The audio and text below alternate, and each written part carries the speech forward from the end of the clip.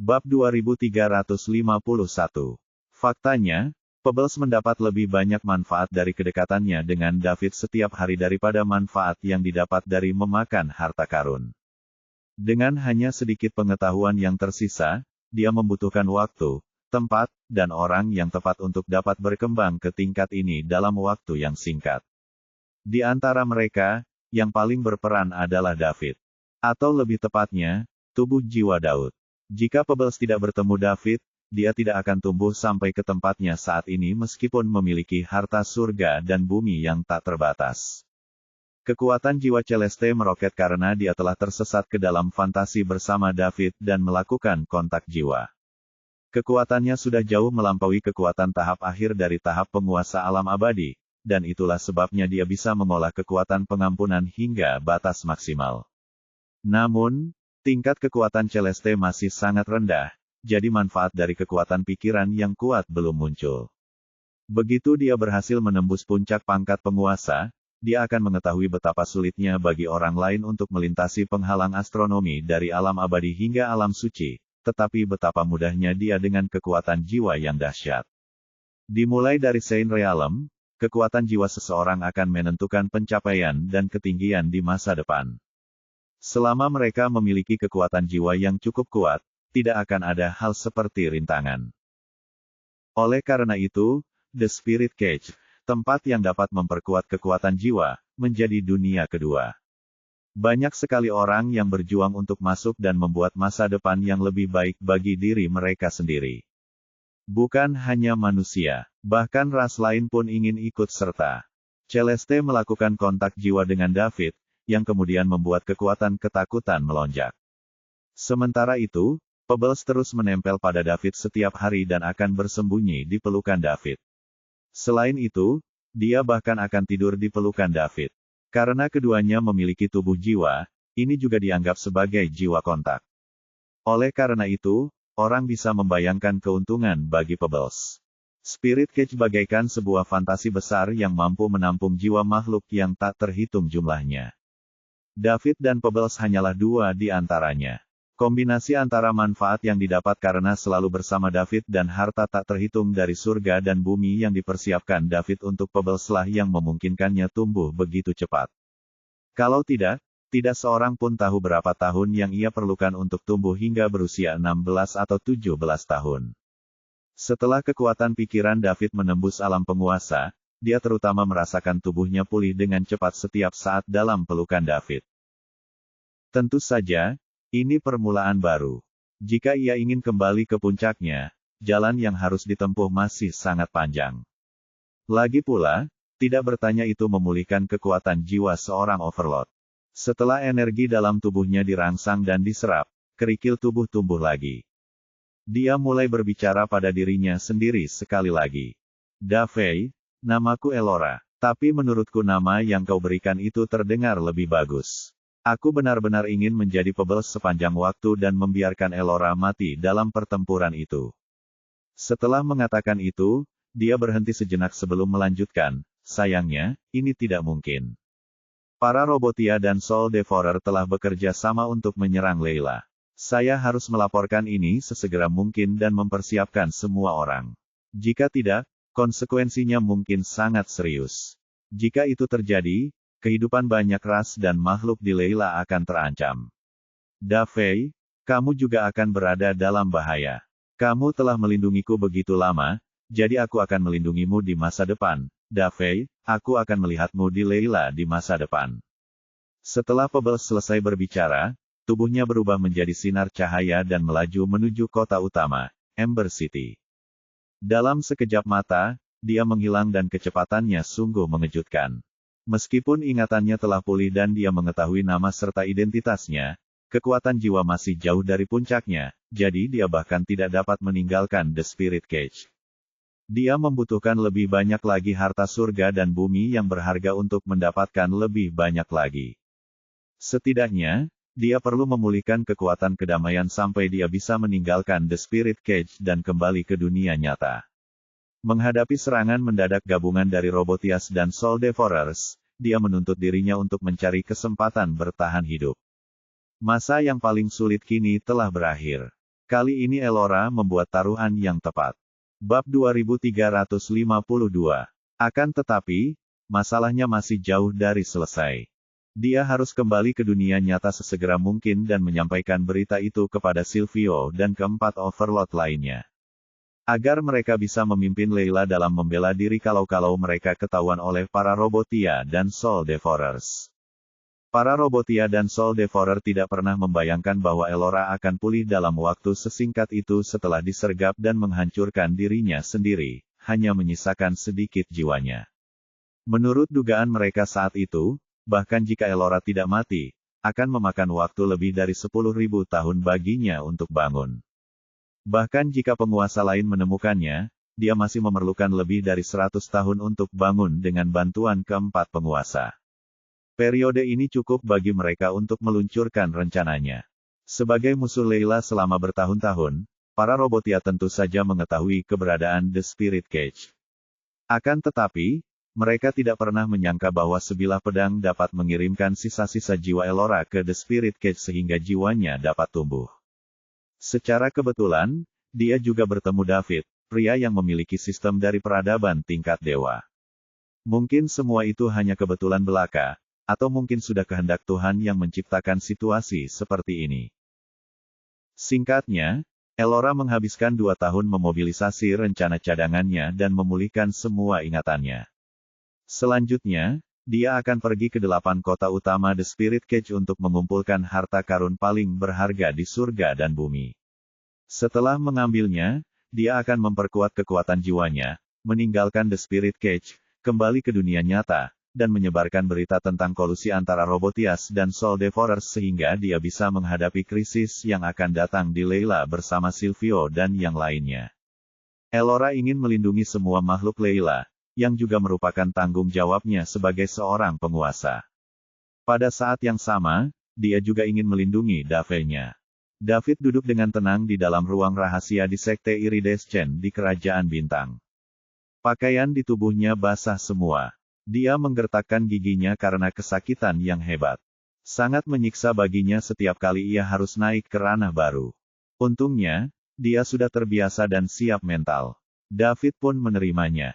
Dia tahu bahwa karena sistem, dia tidak akan menemui kendala apapun.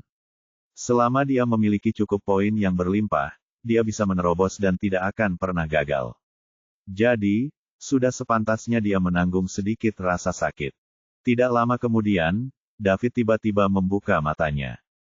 Energi overload-nya tanpa sadar menyebar, menyebabkan seluruh kerajaan bintang berdengung. Seolah-olah orang sekuat itu tidak seharusnya berada di kerajaan bintang. Semua makhluk yang tinggal di kerajaan bintang merasakan ketakutan di lubuk hati mereka. David membuka matanya dan segera menarik energinya. Setelah dia berdiri, dia mendapati pakaiannya basah kuyup. Maka, ia menggerakkan tubuhnya sedikit, dan pakaiannya pun otomatis kering. David menyalakan sistem untuk memeriksa. 100.000 poin mewah lenyap. Tubuhnya telah dinaikkan dari level leluhur 10 ke level tertinggi 1. Sekarang, tubuh dan pikirannya telah mencapai alam penguasa. Sekarang, dia benar-benar seorang penguasa. David tidak menyangka akan mencapai Overlord Realm sebelum pergi ke peradaban level 9, Layla. Sekalipun dia tidak tahu situasi Layla secara spesifik, dia bisa menebaknya. Tidak akan ada terlalu banyak Overlord. Bagaimanapun, orang terkuat di keluarga biru hanyalah dewa leluhur. Bab 2353. David baru saja hendak keluar dari ruang rahasia ketika dia melihat pemberitahuan di perangkat komunikasinya. Saat membukanya, tirai cahaya muncul di depan matanya. Sosok di dalamnya mempunyai wajah cantik nan halus dan 2 telinga lancip. Itu adalah Putri Peri Evie. Ketika mereka berpisah di The Spirit Cage, kedua belah pihak bertukar informasi kontak. Itu adalah pesan dari beberapa hari yang lalu. Tuan David, apakah Anda masih di The Spirit Cage? Jika Anda kembali, silakan datang ke klan kami sebagai tamu. Dalam 10 tahun, kami akan mengadakan upacara pengorbanan yang hanya diadakan sekali dalam 100 tahun. Ini adalah pertemuan terbesar para peri dan semua orang diundang untuk bergabung sebagai tamu terhormat klan. Sekarang, sebagai putri peri, saya secara resmi mengundang Anda untuk bergabung dengan kami. Saya harap Anda tidak akan menolak. Saya sudah mengirimkan lokasi hutan peri. Kalau kamu datang, langsung saja sebutkan namamu dan akan ada orang yang menunjukkan jalan kepadamu. Tuan David, ini pertama kalinya saya mengundang orang luar untuk berpartisipasi dalam upacara pengorbanan para peri, jadi kamu harus datang. Setelah Evie selesai berbicara, wajahnya menghilang. Ini diteleportasi dari Layla melintasi jarak tak terbatas. Jika David tidak memiliki sistem tersebut, dia tidak akan dapat menerima undangan tersebut sama sekali. Selain itu, perangkat komunikasi Star Kingdom tidak dapat menerima sinyal dari Layla karena kedua belah pihak tidak berada pada frekuensi yang sama. David juga menghubungkan sistem ke jaringan Layla dan memodifikasi perangkat komunikasi untuk menerima sinyal Layla. Setelah melihat pesan itu, David tahu bahwa Putri Peri Evie adalah orang yang melakukan upacara pengorbanan para peri yang dilakukan sekali dalam 1 abad. Karena khawatir David tidak dapat menemukan lokasi klannya, dia juga mengirimkan lokasi spesifik hutan peri. Setelah dia mematikan alat komunikasinya, David memutuskan untuk melupakannya. Dia masih berada di Star Kingdom dan sangat jauh dari Layla. Butuh waktu 1 tahun bagi dewa untuk mencapainya, tetapi bagi David, lokasi yang dikirim Evie tetap berguna. Setidaknya, itu memberinya arahan yang akurat dan dia tidak akan pergi ke arah yang salah saat dia perlu menemui Layla di masa mendatang. Jika ia pergi ke arah yang salah, ia akan semakin tersesat. Selama arahnya benar, jarak tidak menjadi masalah. Mengenai apakah dia akan berpartisipasi dalam upacara itu 10 tahun lagi, dia baru akan memikirkannya saat itu. David tidak berani membuat janji apapun karena rencananya selalu berubah. Akan sangat memalukan jika dia berjanji pada Evie namun akhirnya mengabaikannya. Saat keluar dari ruang rahasia, David pertama-tama memeriksa apakah ada peristiwa besar yang terjadi di Star Kingdom. Dilihat dari waktunya, kelompok berikutnya dari keluarga Vader seharusnya tiba di sini segera setelah kematian Blue. Selama periode ini, ia harus kembali lagi secara berkala untuk memeriksa sehingga ia dapat menghindari kejadian seperti terakhir kali. Jika keluarga Vader mengirim orang yang haus darah, kerajaan bintang akan kehilangan banyak nyawa pada saat dia kembali. David sudah menjadi seorang maharaja, jadi akan sangat memalukan jika dia dimanfaatkan oleh seorang dewa. David pergi untuk menanyakan situasi di Star Kingdom dari Nova. Kemudian, ia pergi mengobrol dengan Celia dan yang lainnya. Setelah menghabiskan sekitar 1 hari di Star Kingdom, David kembali ke ruang rahasia untuk menyendiri, menyalakan sistem, dan memilih untuk memasuki The Spirit Cage. Dia muncul kembali di hutan sebelah barat Wir. Setelah dia mengguncang tubuhnya, David menghilang dalam sekejap. Ketika dia muncul kembali, dia sudah tiba di halaman tempat tinggalnya. Setelah berdiri di sana beberapa saat, David mengerutkan kening. Biasanya, gadis bernama Pebbles itu pasti sudah menerkam kepelukannya. Namun, dia tidak muncul kali ini. Betapa tidak biasa. Ini sungguh tidak normal. Karena mereka hendak pergi, Benny mengurus masalah-masalah sepele dan memecat semua bawahan yang tidak diperlukan. Maka, David pergi ke atap tempat Pebbles sering duduk untuk memandang langit. Namun, dia tidak terlihat di manapun. Kemudian David pergi ke kamar itu tetapi Pebbles juga tidak ada di sana. Ada yang salah. Pada saat ini, David panik. Ia berharap Pebbles akan mengingat di mana rumahnya sehingga ia bisa mengirimnya kembali. Namun, ia ingin memulangkan gadis itu dengan selamat dan mempertemukannya kembali dengan keluarganya. Ia tidak ingin gadis itu menghilang begitu saja. Setelah dia mencari di ruangan itu, dia menemukan sesuatu di atas meja. Bab 2354. David mengulurkan tangannya, meraih kertas itu seketika, dan mulai membaca dengan cermat. Perlahan-lahan, kerutan di dahinya semakin dalam. Setelah membacanya, alisnya berkerut erat dan hatinya terasa hampa. Gadis itu pergi. Dia tidak hanya meninggalkan Wir, tetapi dia juga meninggalkan The Spirit Cage. Dia mendapatkan kembali sebagian ingatannya. Dia ingat bahwa ada masalah yang sangat penting yang menunggu untuk ditanganinya jadi dia harus pergi. Alasan mengapa dia memilih pergi saat David kembali ke dunia nyata adalah karena dia takut tidak dapat menerima perpisahan tersebut. Mampu mengusir Pebbles adalah sesuatu yang sudah lama dinantikan David. Namun, kini setelah ia tiada, David merasa ada sesuatu yang hilang dalam hatinya. Dia telah bersama gadis itu selama 2 tahun. Dan kedua pihak menempati tempat yang sangat penting di hati masing-masing. Mereka tidak ada hubungan keluarga, tapi mereka lebih dekat dari keluarga. Mungkin tak seorang pun dapat menerima perpisahan yang tiba-tiba ini. Sebuah pertanyaan muncul dalam pikiran David. Apa yang harus dilakukan Pebbles sehingga dia pergi tanpa pamit? Apa yang membuatnya tidak mau memberi tahuku? Apakah dia takut menyakitiku? Atau apakah dia sedang membalas dendam untuk orang yang dicintainya? Dalam imajinasi David, gadis itu kemungkinan besar menjadi pencuri karena kecelakaan keluarga. Dia dapat merasakan kekuatan mengerikan yang tersembunyi dalam tubuh Pebbles. Mungkin kerabat dekatnya meninggalkan ini untuknya di ranjang kematiannya, berharap bahwa gadis itu dapat membukanya suatu hari dan menggunakan kekuatan ini untuk mendapatkan pijakan di Leila. Kemudian, gadis itu mungkin mengingat masa lalunya dan dia pergi untuk membalas dendam kepada musuh. Dengan pikiran ini, David tidak bisa tenang lagi. Dapatkah Pebbles berhasil membalaskan dendam keluarganya dengan kekuatannya yang kecil?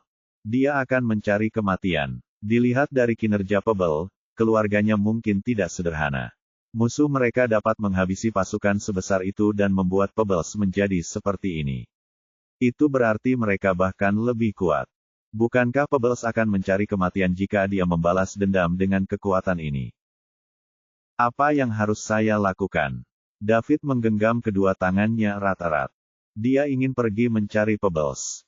Ia yakin bahwa dengan kekuatan penguasa tertingginya, ia akan tetap mampu melindungi Pebbles dari bahaya sekalipun ia tidak dapat membantunya membalas dendam dan menghancurkan musuh. Namun, dia tidak memiliki informasi kontaknya dan tidak tahu di mana titik turunnya, apalagi lokasi pasti rumahnya. Selain itu, dia bahkan tidak tahu nama belakangnya. Jadi, bagaimana dia bisa menemukannya? Dia sama sekali tidak tahu apa-apa.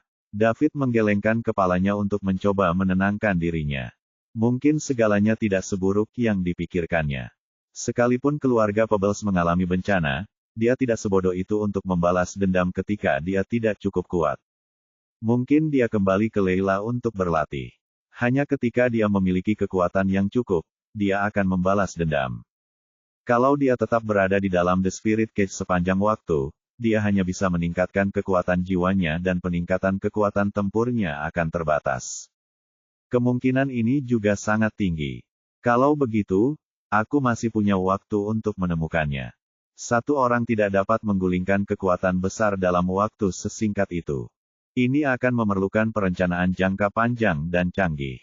David menarik napas dalam-dalam. Dia hanya bisa menggunakan cara ini untuk menghibur dirinya sementara karena tidak ada cara baginya untuk menemukan Pebbles dalam waktu sesingkat itu. Akan tetap sulit bahkan jika dia punya waktu lebih lama. Leila terlalu besar dan peradaban level 9 tidak sebanding dengan peradaban level 7. Bab 2355. David memiliki imajinasi yang sangat aktif. Dia secara metodis berspekulasi tentang hal-hal yang tidak jelas. Mungkin ini akibat terlalu pintar. Dia dapat menghubungkan banyak hal hanya dengan sedikit petunjuk. Lagi pula, dia punya bukti untuk segalanya jadi tidak ada alasan untuk membantahnya. Dalam kasus Pebbles, tak seorang pun akan menghubungkannya dengan Permaisuri Elora, salah satu dari 5 penguasa Leila. Perbedaan antara Tao terlalu besar. Elora adalah seseorang yang telah hidup selama puluhan ribu zaman, dan kekuatannya telah mencapai alam penguasa. Jadi bagaimana mungkin dia bisa berhubungan dengan seorang gadis kecil? Selain meninggalkan surat yang memberitahu David agar tidak mengkhawatirkannya dan bahwa dia akan menemui David setelah masalahnya terselesaikan, Pebbles tidak meninggalkan petunjuk berguna apapun. David tidak dapat berbuat apa-apa karena dia tidak dapat menemukan Pebbles. Bahkan dengan kekuatan Overlord Realm miliknya, dia masih tidak tahu harus berbuat apa. Beberapa hal sungguh tidak berdaya. Itu sama sekali di luar kendalinya dan segalanya terjadi begitu tiba-tiba. Dia tidak memiliki kesempatan untuk pulih. Mungkin ini tidak akan terjadi jika Pebbles mengetahui kekuatannya sebelumnya. Karena hal ini sudah terjadi, David tahu tidak ada gunanya menyesalinya. Selain itu, Pebbles sudah tidak muda lagi dan dia punya ide-idenya sendiri. Karena dia pergi tanpa pamit, pasti ada alasannya. David tidak berdaya untuk mengubah hal ini, jadi dia hanya bisa menerimanya dengan tenang. Saya berharap gadis kecil itu dapat menyelesaikan pekerjaannya dan kemudian hidup bahagia. Cukup bagiku jika dia sesekali mengingat Davey. Sejujurnya, David tidak sabar untuk bertemu gadis itu lagi. Ia takut Pebbles akan berteriak-teriak ingin menikahinya lagi dan itu akan sangat merepotkan. Jika David ingin menikahi seseorang, orang itu adalah Celia, pacar aslinya. Tentu saja, jika Pebbles membutuhkan bantuannya, David akan berusaha sekuat tenaga membantunya meskipun ia mempertaruhkan segalanya. Ini adalah keputusan yang sudah jelas dan dia bahkan tidak akan ragu-ragu. Setelah 2 tahun bersama, David menganggap Pebbles sebagai keluarganya. Kedudukan gadis itu di hatinya tidak jauh lebih rendah dibandingkan dengan Pearl dan wanita-wanita lainnya. Mereka adalah orang-orang yang akan membuat David memberikan segalanya. Dengan pikiran-pikiran itu, David mendesah dalam diam.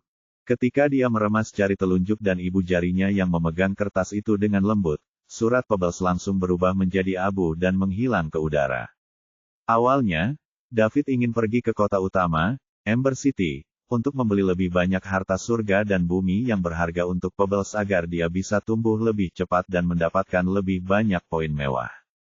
Akan tetapi, gadis itu pergi sebelum mereka meninggalkan Weir. Meski Pebbles sudah pergi, mereka masih akan menuju ke Ember City.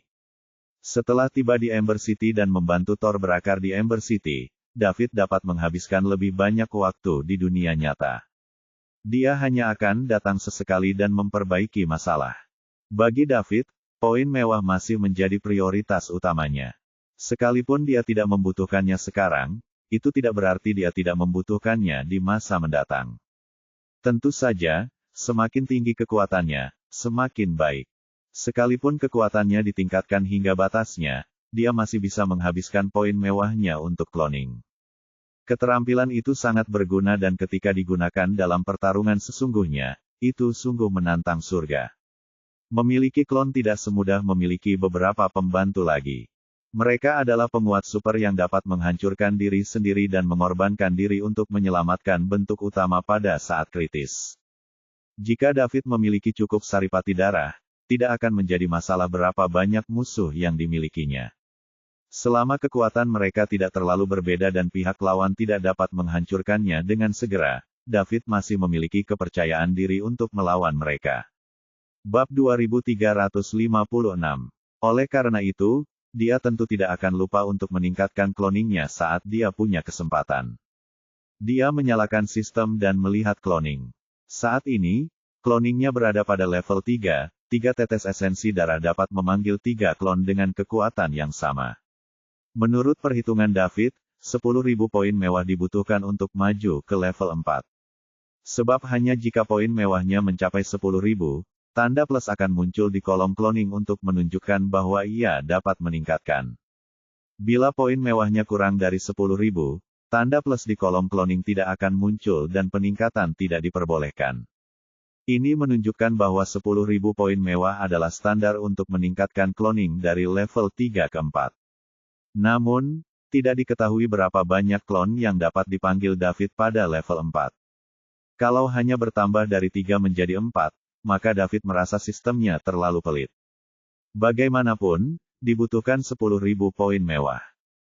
Keterampilan lainnya dapat ditingkatkan dengan hanya 100 poin, tetapi poin yang dibutuhkan untuk cloning dimulai dari 10.000. Peningkatan berikutnya akan membutuhkan sebanyak 100.000. Dan berikutnya, 1 juta. Jika David menghabiskan begitu banyak poin mewah hanya untuk mendapatkan 1 klon tambahan, itu tampak agak tidak masuk akal.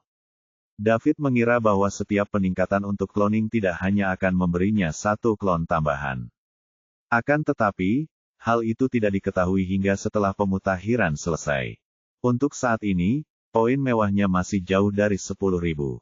Setelah menyingkirkan sistemnya, ia berhenti mengkhawatirkan Pebbles dan cloningannya. Kemudian, David menghubungi Benny dan Thor dan bertanya berapa hari mereka bisa menyelesaikan pekerjaan mereka sebelum berangkat ke Ember City. Keduanya mengatakan 3 hari sudah cukup. Karena mereka butuh waktu 3 hari, David tidak mendesak mereka dan memberi mereka cukup waktu. Lagi pula, dia tidak punya urusan penting yang harus diurus. Jadi dia memberitahu mereka bahwa mereka akan meninggalkan Weir dalam 3 hari. Kemudian, David langsung keluar dari The Spirit Cage dari kamarnya. Kerikilnya sudah hilang jadi dia tidak perlu berlari ke hutan di sekitarnya. Tempat terbaik untuk keluar dari The Spirit Cage adalah kamar di rumahnya sendiri. Tak seorang pun berani datang ke sini. Tanpa hambatan dari Pebbles, David jauh lebih bebas. Dia bisa pergi dan kembali kapan saja dia mau. Tidak ada seorang pun di sini yang mengganggunya dan kehidupan seperti ini adalah favorit David. Namun, dia tidak terbiasa dengan hal itu. Saat bersama Celia dan yang lain, pikirannya sering melayang. Tanpa sadar, ia bertanya-tanya apa yang terjadi pada gadis itu. Apakah dia dalam bahaya? Apakah dia membutuhkan bantuannya? Apakah dia akan diculik oleh orang jahat? David secara tidak sadar akan memikirkan Pebbles dalam skenario mengkhawatirkan yang berada di luar kendalinya. Hal ini tentu membuat wanita khawatir karena mereka mengira hal lain telah terjadi. Hal ini belum pernah terjadi pada David sebelumnya. Jadi, satu persatu, mereka berkumpul untuk bertanya tentang dia. Setelah penjelasan yang panjang, David harus mengungkapkan kepada mereka sedikit tentang kekuatannya. Dia memberitahu Celia dan yang lainnya bahwa mereka tidak perlu khawatir tentang keluarga Vader. Sekalipun mereka keluar dengan kekuatan penuh, mereka tidak akan mampu menimbulkan kerusakan apapun pada kerajaan bintang. Sekarang, dia tidak takut pada apapun dan tidak ada seorang pun yang dapat menjadi ancaman baginya. Hal ini membuat semua orang merasa lega. Namun, mereka tetap tidak berani bersantai. Bagaimanapun, penampilan David agak tidak normal. Selama 3 hari itu, David sering bepergian bolak-balik antara The Spirit Cage dan dunia nyata. Dia melakukan itu puluhan kali. Setiap kali dia berharap Pebbles hanya mempermainkannya dan akan kembali dengan selamat. Dia kecewa setiap saat. Perlahan-lahan, David mulai menerima kenyataan situasi tersebut. Tidak mungkin Pebbles akan kembali dalam waktu dekat. Sesuai dengan surat yang ditinggalkannya, dia akan kembali menjemput David setelah menyelesaikan urusan yang harus diselesaikan. David tidak tahu apa lagi yang dapat ia lakukan selain menunggu. Saya harus terus meningkatkan kekuatan saya. Akan buruk jika Pebbles kembali dan membutuhkan bantuan, tetapi saya tidak punya cukup kekuatan. Akhirnya, David menemukan motivasi untuk maju lagi. Bab 2357. Sangkar Roh. Sebuah cahaya dengan cepat mendekati kota Ember, salah satu dari 8 kota utama. Saat energi dahsyat itu menghilang, orang-orang kuat di kota Ember dapat merasakannya dari jarak yang jauh. 3 orang kuat teratas segera keluar dari kota untuk menghalangi cahaya itu. Ketiganya adalah seorang pria tua, seorang pria parubaya, dan seorang wanita parubaya. Mereka adalah kepala 3 keluarga besar di Ember City, keluarga Birk, Campbell, dan Vidales. Keluarga manapun yang dapat menguasai kota utama di The Spirit Cage pasti juga menjadi negara adikuasa di peradaban tingkat 9 Leila. Mereka tidak dapat dibandingkan dengan orang-orang biasa di Weir. Karena ketiga orang ini adalah kepala keluarga masing-masing di The Spirit Cage, itu berarti status mereka juga akan tinggi di keluarga mereka dan mereka mungkin berada pada posisi kedua setelah kepala keluarga mereka. Ketiganya saling berpandangan dan mereka dapat melihat keraguan di mata masing-masing. Sudah bertahun-tahun sejak seseorang yang berkuasa masuk ke kota Ember. 3 keluarga besar telah bertempur, baik secara terbuka maupun diam-diam, selama bertahun-tahun dan terus-menerus berselisih, tetapi begitu musuh asing menyerbu kota Ember, mereka akan segera bersatu untuk menghadapi musuh dan melindungi kota Ember. Itulah aturannya. Pada saat ini, cahaya telah mencapai bagian depan ketiganya dan berhenti. Namun, yang mengejutkan ketiganya adalah cahaya itu berubah menjadi bola cahaya hijau dan mereka tidak dapat melihat apa yang ada di dalamnya. Tentu saja, lampu hijau ini adalah permaisuri Elora yang datang dari Weir tak lama setelah ingatannya pulih. Dia juga Pebbles, yang telah bersama David selama 2 tahun. Siapa kamu? Apa tujuanmu datang ke kota Ember? Tanya lelaki tua itu terlebih dahulu. Meskipun orang ini memiliki energi yang kuat, ketiga keluarga besar juga tidak lemah. Kalian bertiga mewakili 3 kekuatan terkuat di kota Ember, kan? Elora tidak menjawab tetapi malah bertanya kepada mereka bertiga. Mereka bertiga sangat terkejut mendengar suara wanita muda. Mereka tidak menyangka sosok berkuasa di hadapan mereka adalah seorang wanita. Tepat sekali. Kami mewakili keluarga Birk, Campbell, dan Vidales dari Ember City. Bolehkah saya tahu apa yang bisa kami bantu? Kali ini, seorang wanita cantik setengah baya yang berbicara. Karena kalian adalah anggota dari 3 keluarga besar kota Ember, sekarang aku memberimu tugas untuk segera mengumpulkan semua harta karun surga dan bumi yang berharga di kota Ember. Ingat, aku hanya menginginkan yang berharga dan aku tidak menginginkan sampah.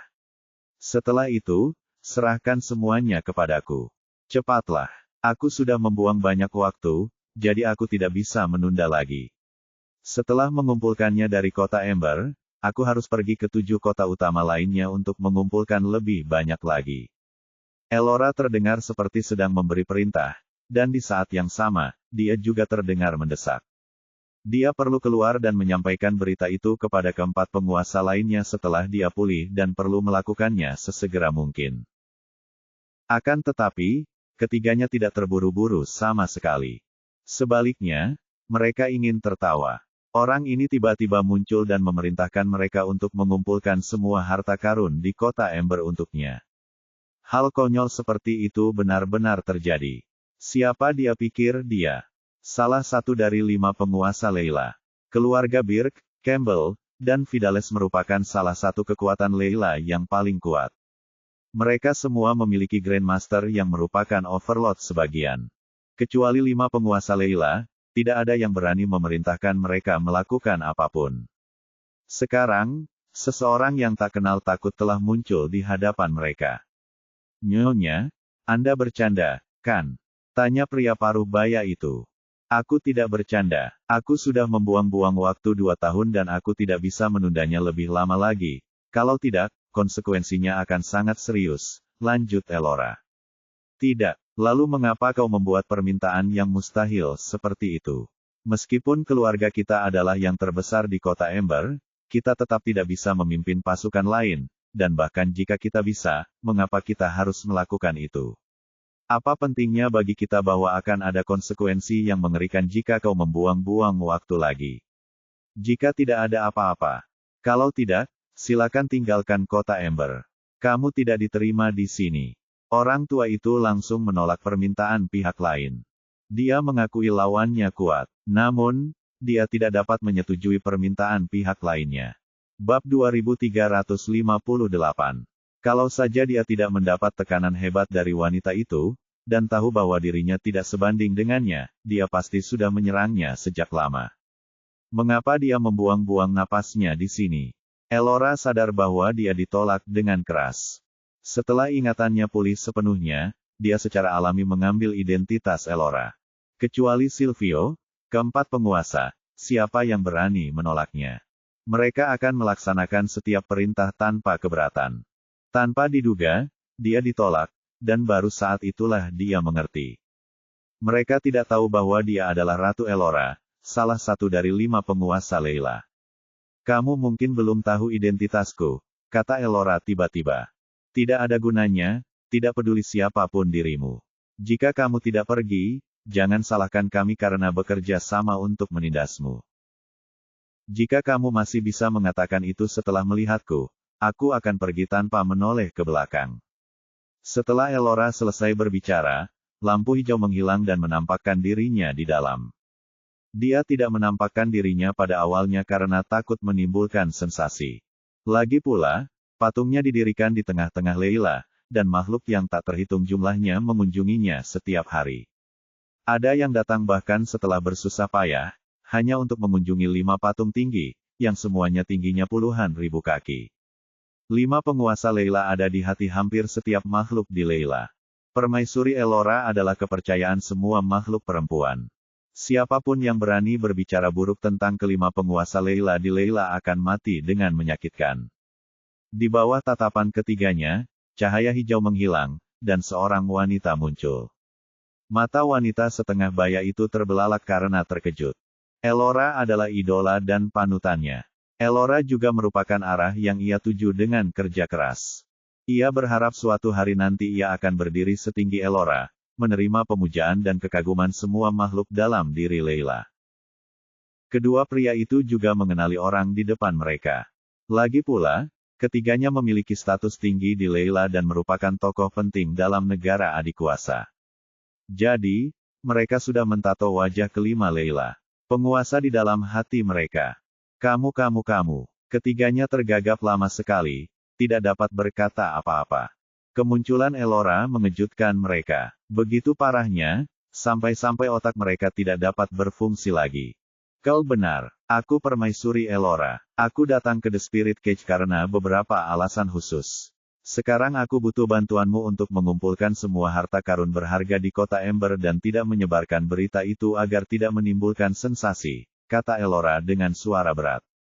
Apakah kau benar-benar permaisuri Elora? Tanya wanita parubaya itu dengan tidak percaya. Dia tidak pernah menduga hal ini. Mengapa permaisuri Elora ada di The Spirit Cage? Siapapun yang berada di levelnya tidak perlu lagi meningkatkan kekuatan jiwanya, kan? Saya belum pernah mendengar satupun dari 5 penguasa Leila memasuki The Spirit Cage. Mengapa Ratu Elora membutuhkan begitu banyak harta? Bab 2359. Aku yakin kau sudah tahu di dalam hatimu kalau aku adalah Ratu Elora. Atau kau pikir seseorang berpura-pura menipu orang? Berapa banyak nyawa yang dimiliki orang itu hingga berani melakukan ini? Jawab Elora dengan tenang. Ketiganya lega mendengarnya. Meskipun mereka tidak tahu mengapa permaisuri Elora datang ke The Spirit Cage dan membutuhkan begitu banyak harta, seperti yang dikatakan permaisuri Elora, siapa yang berani berpura-pura menjadi dia? Bukankah itu sama saja dengan meminta kematian? Ketiganya telah hidup selama ratusan zaman dan belum pernah mendengar ada orang yang berani berpura-pura menjadi 5 penguasa Leila. Siapapun yang berani berbicara buruk tentang kelima penguasa Leila akan dikerumuni dan diserang, apalagi berpura-pura menjadi mereka. Ini menunjukkan betapa tingginya status kelima penguasa Leila di hati Leila. Meskipun mereka memiliki beberapa keraguan di hati mereka, mereka tidak berani berjudi. Jika mereka salah, itu akan menjadi kejahatan dan seluruh garis keturunan mereka akan dimusnahkan. Salem Birk memberi salam kepadamu, Permaisuri Elora. Egan Campbell menyapa Anda, Permaisuri Elora. Surga Fidales menyapa Anda, Permaisuri Elora. Ketiganya mengepalkan tangan mereka secara bersamaan dan berlutut di depan Ratu Elora. Pria tua itu bernama Salem dari keluarga Birk, pria parubaya itu bernama Egan dari keluarga Campbell, dan wanita parubaya itu bernama Heaven dari keluarga Fidales. Lewati saja formalitasnya. Pergi dan selesaikan apa yang kuminta secepatnya. Masalah ini adalah hidup dan matinya Leila. Jangan ceroboh, dan jangan sebarkan ke dunia luar, kalau tidak, matilah. Perintah Elora dengan serius. Dia telah mempertimbangkan dengan matang sebelum memutuskan untuk memberitahu mereka tentang keseriusan masalah ini. Siapapun yang bisa menjadi salah satu penguasa kota utama The Spirit Cage pasti memiliki keluarga yang cukup kuat yang mendukung mereka. Bahkan di Leila, mereka akan menjadi salah satu yang teratas. Cepat atau lambat, mereka akan mengetahui tentang Robotias dan Soul Devourers yang bekerja sama untuk menyerang Leila. Melindungi Leila, rumah semua orang, bukan hanya tanggung jawab 5 penguasa Leila tetapi juga tanggung jawab semua pasukan di Leila. Mereka yang kekuatannya rendah mungkin tidak bisa ikut serta, tetapi hal itu wajib bagi mereka yang kekuatannya besar. Jika tidak, akan sulit untuk mempertahankan wilayah seluas Leila jika mereka hanya mengandalkan kekuatan para penguasa Leila. Bagaimanapun, cepat atau lambat, mereka akan mengetahuinya. Elora memutuskan untuk memberitahu mereka lebih awal sehingga mereka dapat mengerahkan segenap hati dan jiwa untuk menyelesaikan semuanya. Mendengar kata-kata Elora, ketiganya terkejut. Apa yang akan melibatkan kehidupan dan kematian seluruh Leila? Apakah musuh asing menyerang Leila? Ketiganya tidak berani lalai. Permaisuri Elora, jangan khawatir, kami akan segera mengikuti instruksi Anda. Kami akan menyelesaikan pengumpulan harta karun di kota Ember dan menyerahkannya kepada Anda secepat mungkin. Permaisuri Elora, harap tunggu. Salem segera berjanji. Cepat pergi. Aku akan mengingat apa yang telah kau lakukan setelah ini selesai dan aku akan memberimu hadiah sesuai dengan jasamu. Terima kasih, Permaisuri Elora. Silakan ikut denganku, Permaisuri Elora. Aku akan membawamu beristirahat sebentar. Setelah kami menyelesaikan tugas, kami akan datang kepadamu, kata surga. Baiklah, ayo berangkat. Elora berpikir sejenak dan menyetujui usulan wanita paruh baya itu. Kekuatan jiwanya saat ini masih jauh dari puncaknya. Jadi setelah perjalanan panjang, dia pun lelah. Menemukan tempat untuk beristirahat adalah apa yang dia butuhkan. Setelah ketiganya menyelesaikan tugas, mereka akan dapat menemukannya dengan cepat. Setelah mengumpulkan harta karun kota Ember, Elora harus pergi ke 7 kota utama lainnya. Dia juga akan meminta pasukan lokal untuk mengumpulkan harta karun untuknya seperti yang dia lakukan di sini. Harta surga dan bumi di satu kota utama tidak akan cukup baginya untuk mendapatkan banyak keuntungan, jadi dia harus pergi ke beberapa kota lagi. Jika 8 kota utama tidak cukup, dia harus pergi ke kota tingkat pertama. Ketika ketiganya mencegat Permaisuri Elora di udara, banyak orang kuat di kota Ember juga turut menyaksikan. Bab 2360. Mereka tidak berani mendekat. Siapapun yang dapat memberitahu 3 orang terkuat di kota Ember tidak boleh diremehkan. Kalau terjadi perkelahian, mereka akan terjebak jika mereka terlalu dekat. Lebih aman untuk menjaga jarak. Salem dan Egan pertama-tama kembali ke Ember City dan membubarkan para penguasa yang berkumpul. Karena Ratu Elora berkata untuk tidak menyebarkannya, tentu saja mereka harus mematuhi perintah itu. Kemudian, Permaisuri Elora mengikuti surga ke kota Ember dan beristirahat di kediaman wali kota di lantai atas gedung tertinggi. Salem adalah wali kota Ember City saat ini. Namun, kediaman wali kota bukan milik keluarga Birk. Siapapun yang menjabat sebagai wali kota akan tinggal di kediaman tersebut. 3 keluarga besar akan bergiliran menjadi wali kota Ember City. Permaisuri Elora, beristirahatlah di sini sebentar. Kami akan menyelesaikan tugas yang Anda berikan untuk mengumpulkan semua harta karun berharga di kota Ember, kata Salem dengan hormat. Permaisuri Elora, silakan istirahat, kata Egan dan Heaven juga. Baiklah, berhentilah membuang-buang waktu untuk hal-hal yang tidak berguna ini. Selesaikan semuanya dengan cepat karena ini lebih penting daripada hal lainnya. Aku tidak suka semua hal yang dangkal ini. Pada saat ini, Permaisuri Elora telah kembali ke dalam bola cahaya hijau. Dia mulai terdengar tidak sabar. Para Robotia dan Soul Devourer mengamati Layla dengan penuh rasa ingin tahu. Tidak seorang pun tahu apa yang mereka rencanakan, tetapi mereka bersiap untuk menyerang Layla. Silvio dan yang lainnya mungkin juga tidak tahu. Seluruh Layla tidak siap sedikit pun. Jadi, bagaimana mungkin dia tidak terburu-buru? Baik, Ratu Elora. Kami akan pergi sekarang. Ketiganya terkejut dan langsung menjawab bersamaan.